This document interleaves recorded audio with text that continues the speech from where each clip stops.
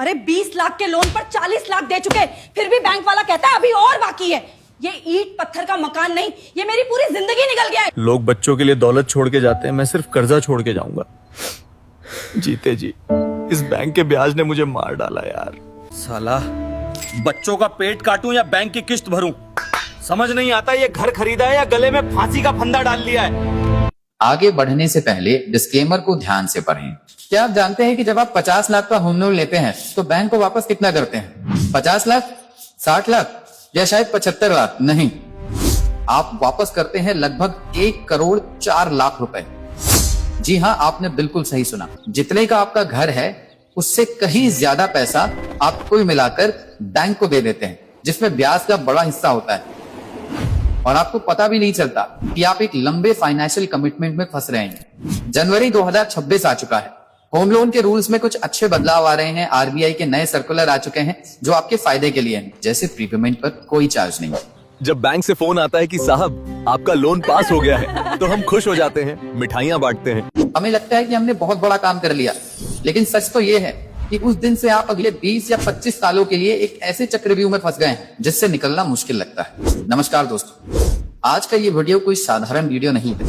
ये एक complete home loan master class है। मैं आपको वो गणित समझाऊंगा जो बैंक कभी नहीं चाहेगा कि आप समझे, और मैं ये सब इतनी आसान भाषा में बताऊंगा कि अगर किसी को गणित नहीं भी आता तो उसे भी समझ आ जाएगा। हम बात करेंगे कैसे आपकी हर महीने की किस्त का 80% हिस्सा शुरुआत में सिर्फ ब्याज में जा रहा है। आरबीआई के 2026 के वो नए नियम जो आपके फायदे के लिए हैं पर आपको पता ही नहीं। टैक्स बचाने का सच, old regime vs new regime 2026 में आपके लिए क्या सही है, और सबसे जरूरी बात, वो स्मार्ट तरीका जिससे आप अपना 25 साल का कर्जा काफी कम समय में खत्म कर सकते हैं और लाखों रुपए की संभावित बचत कर सकते हैं। अगर आपके पास अभी समय नहीं है तो इस वीडियो को वॉच लेटर में सेव कर लें, क्योंकि ये जानकारी आपके जीवन की सबसे बड़ी बचत करा सकती है। तो चलिए बैंक की इस गणित को समझते हैं, लेकिन आगे बढ़ने से पहले नीचे वो लाल वाला सब्सक्राइब बटन है उसे दबा दीजिए और घंटी भी बजा दें। क्यों? क्योंकि 2026 में फाइनेंशियल फ्रॉड और गलत फैसलों से बचाने के लिए मैं हर हफ्ते ऐसी ही डिटेल मास्टर क्लास लाता हूँ। अगर आप अपनी मेहनत की कमाई को स्मार्ट तरीके से बचाना चाहते हैं तो अभी सब्सक्राइब करें। और एक छोटा सा काम, कमेंट में बस इतना बताइए आपको होम लोन कितने साल का है, 15, 20 या 25? ये जानना जरूरी है, क्योंकि वीडियो के अंत में मैं एक स्पेशल टिप दूंगा जो आपके स्पेसिफिक टेन्योर पे लागू होगी। तो इस वीडियो को अपने उन दोस्तों या कॉलीग्स के साथ जरूर शेयर करें जिन्होंने हाल ही में घर लिया है या लेने का सोच रहे हैं। आप उन्हें लाखों के संभावित नुकसान से बचा सकते हैं। अब आते हैं मुद्दे पर। सबसे पहले समझते हैं कि ये होम लोन का चक्कर क्या है। ज्यादातर लोग सोचते हैं यार मैंने ईएमआई दी है तो मेरा लोन कम हो रहा है। गलत। शुरुआत में सरासर गलत समझ होती है। चलिए एक रियल एग्जांपल लेते हैं। मान लीजिए आज जनवरी 2026 में आपने 50 लाख का लोन लिया। ब्याज दर, इंटरेस्ट रेट मान लेते हैं 8.5%। अवधि 10 ईयर है 20 साल। आपकी ईएमआई बनी करीब 43,400 रुपए। अब ध्यान से सुनिए कि पहले महीने क्या होता है। आप बैंक को अपनी जेब से 43,400 रुपए देते हैं। आपको लगता है कि 50 लाख में से 43,400 रुपए कम हो गए? बिल्कुल नहीं। बैंक अपना कैलकुलेटर उठाता है। 50 लाख का 8.5% सालाना ब्याज, यानी एक महीने का ब्याज हुआ करीब 35,400 रुपए। तो आपने जो 43,400 रुपए दिए उसमें से 35,400 रुपए तो बैंक ने अपनी जेब में रख लिए सिर्फ ब्याज के नाम पर। आपके असली कर्जे में से यानी प्रिंसिपल में से कितना कम हुआ? सिर्फ 8,000 रुपए। जरा सोचिए, 50 लाख के पहाड़ जैसा कर्जा है और उसमें से आपने सिर्फ एक छोटा सा पत्थर हटाया है, और ये खेल अगले 5-7 सालों तक ऐसे ही चलता रहता है। इसे कहते हैं फ्रंट लोडिंग। बैंक जानबूझकर लोन को ऐसे स्ट्रक्चर करते हैं कि शुरुआत के सालों में आप ज्यादातर ब्याज ही चुकाएं। अब सवाल ये है कि बैंक ऐसा करता क्यों, और क्या इसका कोई तोड़ है? दिक्कत ये है कि अगर आप 5 साल बाद अपना घर बेचना चाहें या लोन बंद करना चाहें तो आपको पता चलेगा कि बैंक का कर्जा तो अभी भी ज्यादातर बाकी है। 5 साल ईएमआई भरने के बाद भी प्रिंसिपल ज्यादा कम नहीं होता। तो इसका तरीका क्या है? तरीका है प्री पेमेंट स्ट्रेटेजी, जो मैं आगे डिटेल में बताऊंगा। लेकिन उससे पहले एक और बड़ा खतरा है जो आपकी ईएमआई को चुपके से बढ़ा देता है। होम लोन 2 तरह के होते हैं, फिक्स्ड और फ्लोटिंग। 99% लोग फ्लोटिंग रेट लेते हैं क्योंकि वो शुरू में थोड़ा सस्ता दिखता है, लेकिन इसमें एक छिपा हुआ ट्रैप है। मान लीजिए आरबीआई ने रेपो रेट बढ़ा दिया, आपका 8.5% का लोन 9% या 9.25% हो गया। अब बैंक आपको 2 ऑप्शन देता है, या अक्सर बिना पूछे खुद ही फैसला ले लेता है। ऑप्शन ए, आपकी ईएमआई बढ़ा दी जाए। ऑप्शन बी, आपकी ईएमआई सेम रखी जाए लेकिन लोन का टाइम 10 ईयर बढ़ा दिया जाए। यहाँ 90% लोग गलती करते हैं। वो सोचते हैं चलो अच्छा है, ईएमआई नहीं बढ़ी, खर्चा नहीं बढ़ा। बैंक चुपके से आपके 20 साल के लोन को 25 साल या कभी कभी 30 साल तक खींच देता है। इसे कहते हैं नेगेटिव अमोर्टाइजेशन का खतरा। एक रियल कैलकुलेशन बताता हूँ जो आपके होश उड़ा देगी। अगर 50 लाख के लोन पर वे 8.5% से बढ़कर 9.25% हो जाए और आप EMI सेम रखते हैं, तो आप एक्स्ट्रा ब्याज कितना देंगे पता है?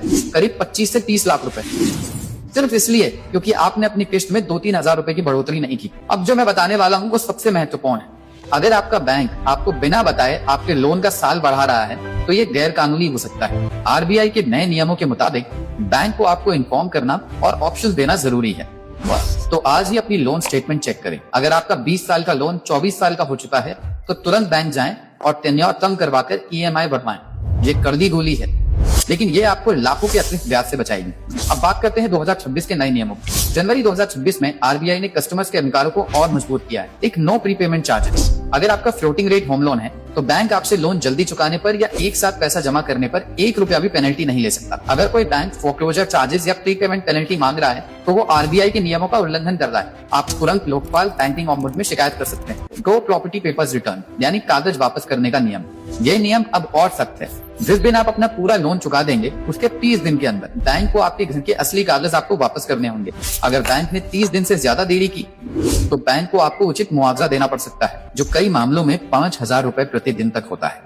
पहले देरी ज्यादा होती थी, अब ताकत आपके हाथ में है। इस बात को याद रखिएगा। अब टैक्स की बात करते हैं। टैक्स को लेकर बहुत लोग कंफ्यूज रहते हैं। सरकार धीरे धीरे न्यू टैक्स रेजिम को डिफॉल्ट बना रही है। तो यहाँ एक बहुत बड़ा कंफ्यूजन। ओल्ड टैक्स रेजिम में आपको होम लोन पर 2 बड़े फायदे मिलते थे। सेक्शन APC प्रिंसिपल अमाउंट पर 1.5 लाख रुपए तक की छूट, सेक्शन 24B ब्याज इंटरेस्ट पर 2 लाख रुपए तक की छूट। लेकिन न्यू टैक्स रेजिम में होम लोन के ब्याज या प्रिंसिपल पर कोई डिडक्शन नहीं मिलता। सेल्फ ऑक्यूपाइड प्रॉपर्टी गेन में अब सवाल है कि क्या टैक्स बचाने के लिए होम लोन लेना समझदारी है? यहाँ समस्या ये है कि हम 30,000 रुपए का टैक्स बचाने के लिए बैंक को 3 लाख रुपए का ब्याज दे देते हैं। क्या ये समझदारी है? बिल्कुल नहीं। तो होम लोन को टैक्स सेविंग टूल समझना बंद करें। इसे सिर्फ घर खरीदने का जरिया समझे और अगर हो सके तो इसे जल्दी से जल्दी खत्म कीजिए। अब आते हैं इस वीडियो के सबसे अहम हिस्से पर, वो स्मार्ट तरीका जिससे आप 50 लाख के लोन पर लाखों रुपए की संभावित बचत कर सकते हैं और उसे 25 साल की जगह काफी कम समय में खत्म कर सकते हैं। आपको कोई लॉटरी जीतने की जरूरत नहीं है, बस अपनी आदतों में 2 छोटे बदलाव करने हैं। Step 8, the extra EMI hack. साल में 12 महीने होते हैं, आप 12 EMI देते हैं। बस आपको साल में एक बार, सिर्फ एक बार एक एक्स्ट्रा EMI देनी है। मतलब साल में 12 की जगह 13 किश्तें। आपको पता है इसका असर क्या होगा? सिर्फ इस एक काम से आपका 20 साल का लोन काफी कम हो जाएगा, उदाहरण में 3 साल तक कम। Step 2, the 5% increase hack. आपकी कमाई हर साल थोड़ी बहुत तो बढ़ती ही होगी, 8%, 10% या शायद ज्यादा, लेकिन हम अपनी लोन की किस्त नहीं बढ़ाते। अगर आप हर साल अपनी EMI को सिर्फ 5% से बढ़ा दें, जैसे अगर EMI 40,000 रुपए है तो अगले साल 42,000, उसके अगले साल 44,100।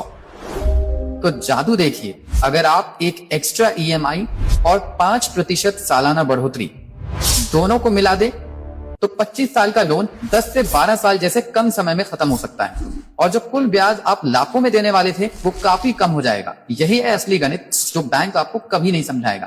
तो दोस्तों, आज हमने जाना कि होम लोन सिर्फ एक कॉन्ट्रैक्ट नहीं, एक फाइनेंशियल कमिटमेंट है जिसे स्मार्ट तरीके से हैंडल करना जरूरी है। बैंक का बिजनेस मॉडल ऐसा है कि वो लंबे समय तक ब्याज कमाना चाहता है, लेकिन अब चाबी आपके हाथ में है। अब आपको ये करना है, अपनी लोन स्टेटमेंट निकालें, चेक करें कि आपका टेन्योर कितना बचा है और आज ही बैंक में एक एक्स्ट्रा EMI जमा करने का प्लान बनाएं। अगर इस मास्टर क्लास से आपको थोड़ी भी वैल्यू मिली तो लाइक बटन जरूर दबाएं और मुझे कमेंट में बताइए क्या आप अपनी EMI 5% से बढ़ाने का चैलेंज लेने को तैयार हैं? येस और नो? याद रखिए, कर्ज मुक्त होना ही असली आजादी है। डिस्क्लेमर, ये सामान्य जानकारी है, व्यक्तिगत सलाह नहीं। सभी गणित उदाहरण हैं और आपकी वास्तविक स्थिति अलग हो सकती है।